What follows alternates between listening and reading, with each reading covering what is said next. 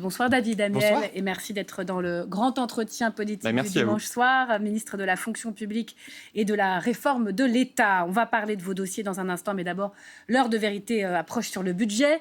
Mardi, il va se tenir un vote important dans l'hémicycle sur le budget de la sécurité sociale. Il vous faut 210 voix pour, puisqu'on sait que LFI, le RN et ses alliés voteront contre. Ça s'annonce donc très, très serré, très difficile. Est-ce que vous y croyez encore ? Mais vous avez raison de le dire, ce sera un vote serré puisqu'il se jouera, selon les différentes estimations que l'on voit, à une dizaine de voix près. C'est un vote très important, vous le soulignez aussi, parce qu'il y a beaucoup de lectures dans le processus budgétaire, mais on arrive là à une lecture finale. On a beaucoup de brouillons, il s'agit maintenant d'écrire au propre ce qui deviendra réalité aussi pour les Français à compter du 1er janvier. Au fond, la question est simple, mardi. Est-ce qu'on veut augmenter le déficit de la sécurité sociale ou bien le réduire? Parce que s'il n'y a pas de budget pour la sécurité sociale, alors le déficit augmentera à 30 milliards d'euros. Il était à 23 milliards d'euros à peu près cette année. Et ce sont des chiffres parfaitement transparents, puisque Sébastien Lecornu a rendu public la note du directeur de la sécurité sociale, qui est un haut fonctionnaire, qui écrit très techniquement ce qui se passera si le budget de la sécurité sociale n'est pas adopté. Chacun peut d'ailleurs la consulter. Il va sur Internet, il tape lettre budget de sécurité sociale directeur, il trouvera ces éléments. C'est une question d'économie. C'est une question de réduction des déficits, parce qu'on a entendu parler de risques financiers pour les caisses de la sécurité sociale ou pour un effet sur les marchés financiers en cas de rejet de ce budget qui, en cascade, pourrait avoir des répercussions dans l'économie réelle. Qu'est-ce qui se passe si ce budget de la Sécu est rejeté ? La vie, le modèle social, les remboursements continueront, la carte vitale va fonctionner, les pensions de retraite seront versées. Ce qui se passera d'abord, c'est que le déficit augmentera. Oui, vous l'avez bien expliqué. C'est quel est le mécanisme qui fait qu'il parce augmente ? que de très nombreuses mesures d'économie qui sont prévues dans le projet de loi de financement de la sécurité sociale ne pourront pas rentrer en vigueur. Et les augmentations de recettes aussi, c'est ça ? Bien sûr, les deux. Mais c'est le cas si je prends les mesures d'économie sur la maîtrise du prix des médicaments, sur la lutte contre les rentes excessives dans certains secteurs. Je pense à la radiologie. C'est le cas de la généralisation de l'obligation vaccinale dans les EHPAD. Toutes ces mesures qui créent des économies pour la sécurité sociale ne pourront pas exister. Et donc, le déficit augmentera considérablement. Et c'est très important de le dire, parce qu'on entend souvent des gens nous dire qu'il y a au fond un choix à faire entre la stabilité politique d'un côté et le sérieux budgétaire de l'autre. Mais le risque financier, il n'est pas sur les marchés. Sociale, on n'aura ni l'un ni l'autre. C'est très clair sur les conséquences pour le budget, mais pour la vie économique du pays, est-ce qu'il peut y avoir des conséquences plus larges ? Ah bah bien sûr, à chaque fois que le déficit public augmente, les taux d'intérêt augmentent. Et quand les taux d'intérêt augmentent, ça veut dire qu'emprunter pour acheter un bien immobilier, pour faire un prêt à la consommation, pour une entreprise qui a besoin de faire rouler sa trésorerie, tout cela coûte évidemment plus cher. Et donc, c'est aussi les Français qui en payent le prix. Mais si j'ai bien compris, la principale incertitude, elle vient de chez vous. Pas de chez vous personnellement, mais de vos amis politiques. Vous savez, moi, mon groupe politique, Ensemble pour la République, avec Gabriel Attal, a fait preuve, depuis le début de la discussion budgétaire, d'un grand esprit de compromis. Et ce n'était pas évident. Accepter la suspension de la réforme des retraites que l'on avait portée, quand on était pleinement aux responsabilités, c'est-à-dire quand on avait une majorité relative beaucoup plus importante à l'Assemblée nationale, ce n'était pas évident de l'accepter, mais c'était la seule manière d'éviter le pire, c'est-à-dire cette explosion des déficits. Après, mais vos amis, vos alliés, alors. Horizon, Édouard Philippe, vous pas voté la suspension. Ils l'ont déjà dit, c'est impossible. Qu'est-ce que vous lui dites ce soir ? À quoi joue-t-il, selon vous ? Ils veulent faire chuter ce gouvernement ? Moi, je pense que quand on est du centre, de la droite, quand on est attaché d'ailleurs de manière plus générale, parce que ça peut être le cas évidemment aussi à gauche, je pense évidemment à la gauche de gouvernement, quand on est attaché à la réduction des déficits, il faut tout faire pour obtenir un budget de la sécurité sociale. Sinon, vous voyez la situation... Eux, ils vont voter, la gauche. Socialiste, pour être je l'espère, ce serait d'ailleurs tout à fait cohérent. Quand on a appelé à la suspension de la réforme des retraites, on a un budget de sécurité sociale qui prévoit la suspension de la réforme des retraites. Donc on a fait logique de pouvoir le voter. Mais c'est très intéressant la situation dans laquelle on est. On a le Rassemblement national et la France insoumise qui poussent le cynisme au point de voter contre un budget de la sécurité sociale qui prévoit la suspension de la réforme des retraites qu'ils ont pourtant tellement combattu. Ce serait évidemment terrible d'ajouter l'absurde à l'absurde en ayant des partis qui prônent la réduction du déficit public et qui s'oppose à sa réduction. Et donc, c'est la raison pour laquelle, mardi, ce sera aussi un vote de cohérence pour la classe politique française. Qu'est-ce que vous dites à Édouard Philippe, dont les troupes pourraient s'abstenir ou même voter contre ? Qu'est-ce que vous dites aux Républicains, à Michel Barnier, qui très clairement dit « Moi, c'est impossible de voter cette suspension ». Qu'est-ce que vous dites à Bruno Retailleau, qui aujourd'hui même, sur BFM TV, explique que ce budget de la Sécu, c'est un hold-up social. Moi, je leur dis, soyez cohérents. Si on veut réduire les déficits publics, alors on ne peut pas accepter que le budget de la sécurité sociale, s'il n'est pas adopté, que le déficit de la sécurité sociale passe à 30 milliards d'euros. Ce serait un record historique, ce serait terrible pour nos comptes publics. Donc il faut avoir la cohérence. Est-ce que ce Et donc budget avaler la suspension Mais est-ce des que ce retraites. budget est parfait? Non. Moi, j'ai été en faveur de la réforme des retraites. Il n'y a plus aujourd'hui de majorité à l'Assemblée nationale pour le poursuivre. J'aurais été en faveur de mesures d'économie supplémentaires. Le gouvernement a proposé, par exemple, qu'on n'augmente pas toutes les pensions de retraite au même rythme. On l'a proposé dans l'hémicycle. Certains groupes politiques ont d'ailleurs courageusement soutenu ce qu'on appelle l'année blanche. C'était le cas de mon groupe politique, d'Ensemble pour la République et Gabriel Attal. On était minoritaire dans l'hémicycle, on a été battu. Donc évidemment, les franchises médicales ne seront pas doublées. Mais évidemment que ce budget l'année blanche n'est sera pas moins dure parfait. que prévu. Mais ce budget, il évite l'explosion des déficits. Et quand on est attaché au sérieux budgétaire, il faut permettre d'avoir un budget pour la sécurité Aucune sociale. chance d'un 49.3 sur le budget de la Sécu, même à la toute dernière minute, dégainer 1 minute, 2 minutes avant l'appel au vote. Non, vous savez, si le Premier ministre avait voulu engager le 49.3, il aurait eu, je crois, 4 occasions de le faire d'ores et déjà. Il a fait le choix du dialogue parlementaire, ce qui était d'ailleurs réclamé par de très nombreux partis politiques. Pour ce budget-là ou pour le prochain, qui est le budget de l'État, on va jusqu'au bout de la discussion, mais si à la fin de la discussion, il n'y a pas d'accord, il peut être tenté de se dire, bon, mais tant pis, j'avais promis, mais je ne peux pas, il vaut mieux avoir un budget que pas de budget. François Hollande, je fais jouer le 49.3. Mais vous voyez ce qui est intéressant, non, mais ce qui est intéressant, c'est que la majorité très relative dans laquelle on est, ce Parlement fragmenté, même que l'on connaît, oblige chacun à aller au bout des conséquences de ses choix. On était très habitué à une majorité absolue qui était confortable pour tout le monde. Elle était confortable pour le gouvernement et ses troupes qui faisaient à peu près ce qu'ils voulaient. Était très confortable pour l'opposition qui pouvait pendant 5 ans se laver les mains, dire un peu n'importe quoi, attendre son tour, soit la gauche, la droite, le centre, et ainsi de suite. On est maintenant dans une situation où chacun doit prendre aussi ses responsabilités. Le 49.3, la demande du 49.3, c'est une façon de revenir à l'ancien système, de recréer dans ce Parlement fragmenté. Ce sont les députés eux-mêmes qui le réclament, Gérard Larcher, François Hollande. Mais je crois que les choses évoluent. On voit qu'on a déjà eu un vote positif pour la partie recette du budget de la sécurité sociale, là où beaucoup disaient que c'était impossible il y a encore quelques semaines. Donc je pense que cette transformation culturelle de la classe politique française, où on accepte que faire un compromis, ce n'est pas se compromettre, où on fait au fond confiance à la perception qu'ont les gens, parce que les électeurs comprennent très bien ce qui est en train de se passer. Ils savent très bien qu'aucun parti politique n'a la majorité absolue. Je crois que cette transformation culturelle, elle est en cours, elle est lente, elle est difficile. Oui, mais je pense qu'elle est en pas, cours. même avec la transformation culturelle, demander aux socialistes, en l'occurrence, de voter un budget, parce qu'ils se retrouvent dans la majorité dans ce cas-là. Le budget, c'est quand même l'acte essentiel de la constitution ou de la perpétuation d'une majorité. Nous avons une première étape qui est le budget de la sécurité sociale. Il n'est pas, ce que je sache, constitutif de l'appartenance à une majorité. Ça, ils vont le voter. Mais même au-delà, vous voyez, ce que vous dites, je n'en suis pas certain. Ce n'est écrit nulle part. Et chacun voit bien. C'est une tradition. Oui, mais c'est une tradition qui correspondait à des parlements qui étaient très différents d'une autre. D'ailleurs, vous regardez ce qui se passait sous la Troisième République, personne n'aurait tenu le raisonnement que vous tenez. Et donc, avant des élections comme les municipales, on est à 3 mois, 4 mois. Ça semble extrêmement compliqué pour un parti d'opposition d'associer ses voix à celles du gouvernement. Mais je pense tout le contraire. Je crois que beaucoup des personnes avec qui j'échange, dialogue, nous demandent une chose, c'est d'arrêter le sectarisme. Je pense que ce qui fatigue, ce qui épuise, ce qui contribue d'ailleurs y compris à décrédibiliser nos institutions, c'est d'avoir le sentiment que chacun gère sa boutique électorale plutôt que de s'intéresser au pays. Et je crois que c'est précisément ça que l'on peut arriver à contrecarrer. Et d'ailleurs, si on ne le fait pas, ça ne nourrira qu'une chose, c'est l'anti-parlementarisme, l'appel à un pouvoir autoritaire et donc derrière l'extrême droite qui fait ses choux gras depuis 18 mois de l'instabilité. Vous êtes aussi le ministre de la Réforme de l'État et après le budget de la Sécu, il y a celui de l'État. Y a-t-il des économies à trouver dans la fonction publique ?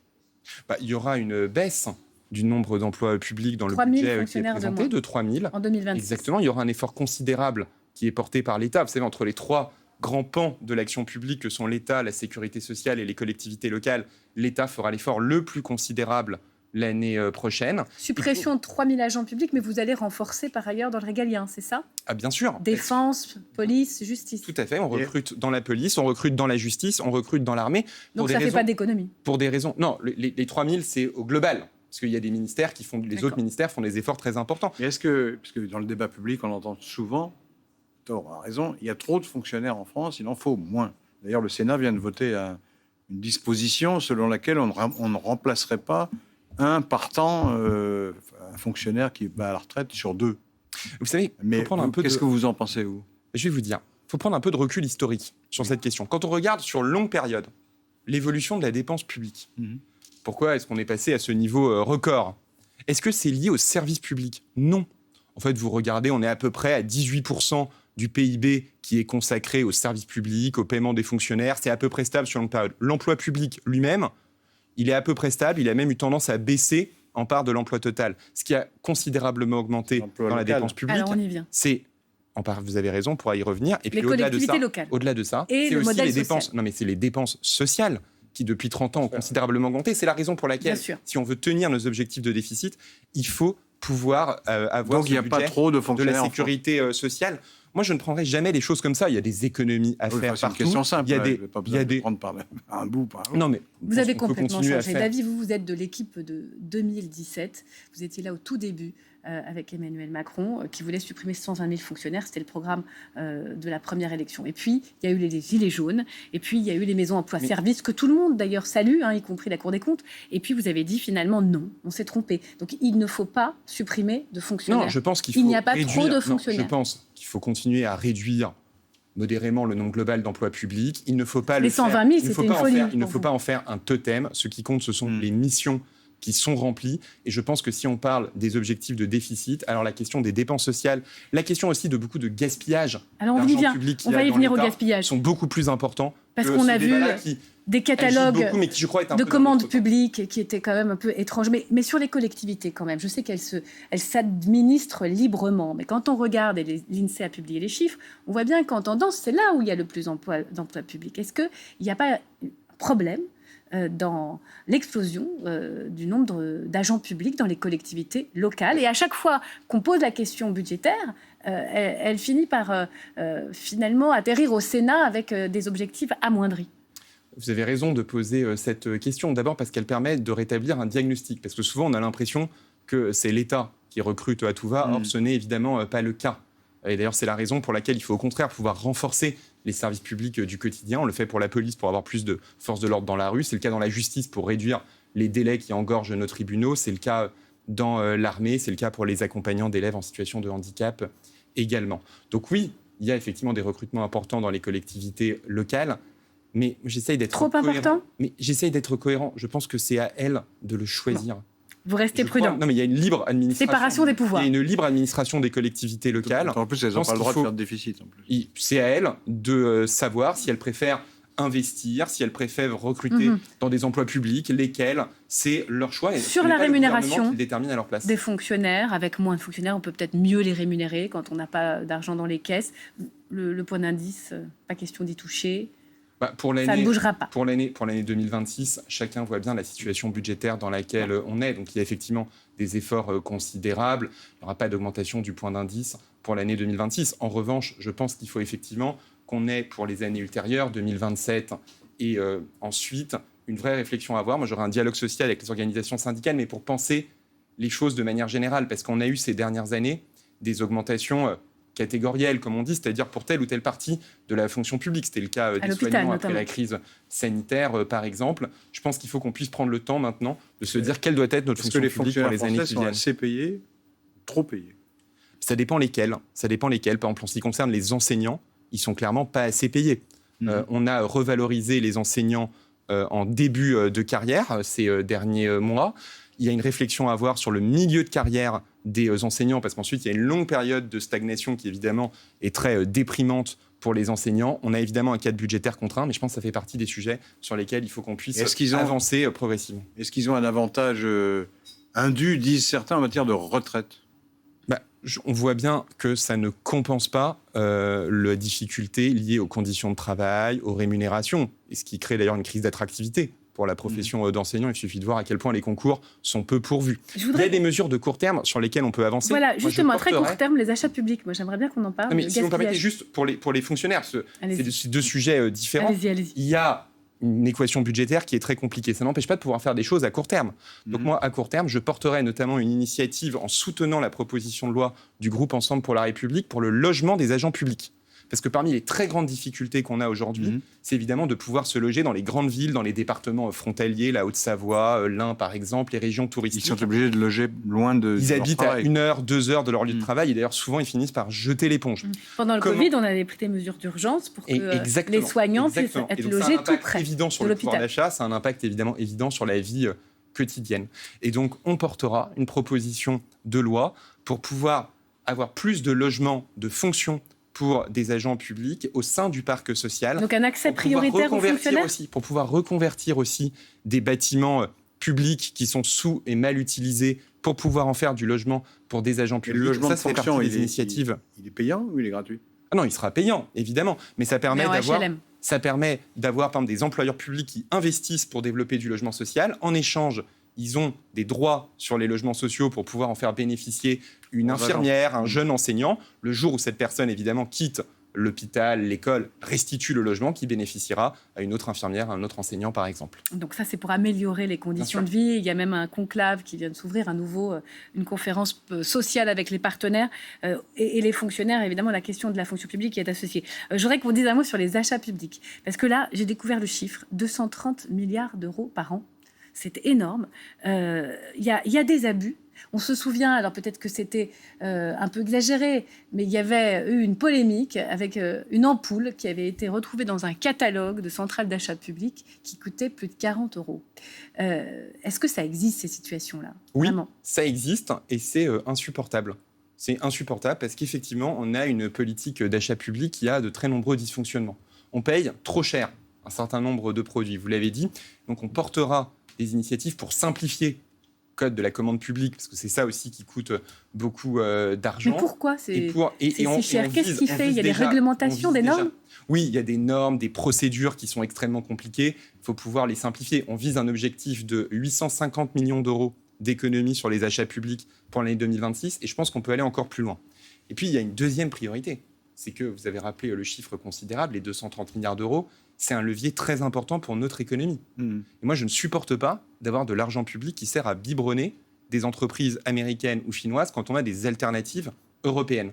Et donc là aussi, ça fait partie Une des préférence priorités. européenne dans la Bien commande sûr, publique? on porte la préférence européenne dans la commande publique au niveau européen. Il faut qu'on puisse la mettre en œuvre. Moi, je me suis rendu à Berlin il y a une quinzaine de jours pour me mettre d'accord avec mon homologue allemand pour faire ensemble de la commande Y publique compris pour des dans le achats de domaine bureaux simples, numérique. pas uniquement pour l'industrie militaire. Mais par exemple, dans le domaine numérique, où on a un enjeu clé de souveraineté, je me suis mis d'accord avec mon homologue allemand, l'a porté aussi avec Roland Lescure et Anne Le Henanff, pour acheter ensemble de l'intelligence artificielle française, travaillant avec Mistral, des éditeurs de logiciels allemands, SAP et le champion allemand, et de porter ainsi cette préférence européenne. À propos de l'intelligence artificielle, parce que beaucoup de gens disent que ça va supprimer beaucoup d'emplois, notamment dans le secteur privé.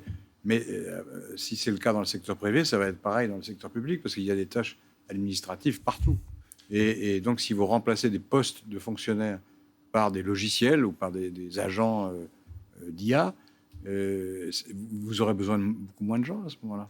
Ça va d'abord être, je crois, une opportunité pour précisément redonner du sens au métier de la fonction publique, parce que beaucoup de ceux qui travaillent dans la fonction publique n'en peuvent plus de la paperasse. Je veux dire, personne n'est devenu enseignant-chercheur pour passer des heures par semaine à remplir des appels à projets pour obtenir des financements. Personne n'est devenu policier pour taper à la main des procès-verbaux à l'IA peut le longueur faire à leur de journée. place. Exactement.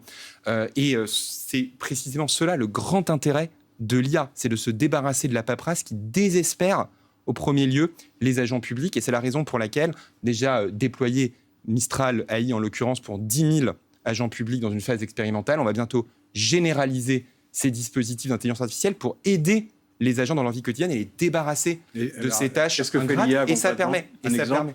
Et ça permet. Ça vous permet, par exemple, quand vous me parlez, Laurent Geoffrin, de retranscrire à l'écrit ce que vous me dites. La police l'expérimente pour un certain nombre d'auditions. Ça fait certainement partie des choses qu'on peut généraliser pour désengorger les tribunaux, les commissariats. On a, dans le domaine juridique, beaucoup de procédures compliquées pour trier les appels d'offres, etc. L'IA peut permettre d'aller beaucoup plus vite et donc de faire gagner un temps considérable et surtout niveau global de la fonction publique, de faire ce qui, je crois, est important. Elle est déjà là, c'est-à-dire l'IA, dans l'administration française. On l'applique. Oui, il y a déjà un certain nombre d'expérimentations qui sont lancées ici et là. Il y a beaucoup d'agents publics qui s'en servent sur leur propre téléphone portable, évidemment. Mais nous, ce qu'on veut, c'est pouvoir précisément leur donner les meilleurs instruments pour qu'ils aient au travail ce qu'ils ont souvent déjà à leur domicile. Et ces instruments sont français. Et évidemment, que vous il dites. faut des instruments français, européens. Mistral. C'est ça qu'il faut pouvoir défendre. Allez, je voulais qu'on parle un peu de votre méthode, puisqu'il y a cette conférence sociale qui commence, il y aura un volet fonction publique. Est-ce que vous êtes l'anti-Guillaume Kasbarian ? Parce que vous vous souvenez de votre prédécesseur qui aimait citer Javier Milei, Afuera, il reprenait ça dans plusieurs tweets et il a braqué les syndicats. Est-ce que vous vous inscrivez en faux complet par rapport à lui ? Non, mais surtout, moi, je crois au dialogue social. La fonction publique, le service public, c'est 5,8 millions de personnes. Évidemment qu'il faut avoir un dialogue avec les organisations syndicales pour pouvoir avancer. On n'est pas d'accord sur tout. Mais on votre ne sera approche, pas. Mais il faut effectivement pouvoir avancer. D'ailleurs, on a eu dans le dialogue social des avancées. Je pense à la question de l'égalité entre les femmes et les hommes. On a lancé une négociation pour pouvoir améliorer les choses dans la fonction publique à très court terme. Apparemment, on a corrigé. L'inégalité, je me trompe peut-être, elle est aussi forte, sinon plus, que dans le privé. Homme-femme. On a des inégalités très fortes dans le déroulement des carrières. On sait que ce qui se passe entre les femmes et les hommes, c'est évidemment l'arrivée du premier enfant, souvent dans la trentaine maintenant, crée un décrochage du carrière des femmes par rapport aux hommes. Il faut qu'on arrive à corriger cela. On avait aussi une inégalité en matière de retraite. Dans le cadre du projet de loi de financement de la sécurité sociale, on a défendu une meilleure prise en compte de la retraite pour les femmes qui ont eu des enfants dans la fonction publique, comme c'est le cas dans le privé, parce que dans le public, on était moins bien traité à cet égard que dans le privé, mais ça dépend de l'adoption du projet de loi de financement de la sécurité sociale. Une toute petite question en 10 secondes, un peu politique pour terminer. Vous avez vu le divorce est consommé entre Emmanuel Macron et Nicolas Sarkozy. Vous avez lu ses propos dans son journal d'un prisonnier. Il est très dur. Après son retrait de la Légion d'honneur, la décision funeste du président de dissoudre, il tourne, dit-il, la page de son amitié avec Emmanuel Macron. Vous le regrettez ? J'ai un peu du mal à commenter ces propos qui ne sont pas, je crois, au cœur, en tout cas, de ce qu'attendent les Français. Nicolas Sarkozy écrit un livre, j'ai du respect pour le président de la République qui l'a été, et l'ancien président de la République qu'il est. Mais je crois que ces commentaires-là, il y a plus urgent, sans doute, pour moi, en tout cas, comme ministre, à faire dans les jours qui viennent. Merci beaucoup, Merci à vous. David Amiel, ministre de la fonction publique et de la réforme de l'État, d'avoir été l'invité de France Info.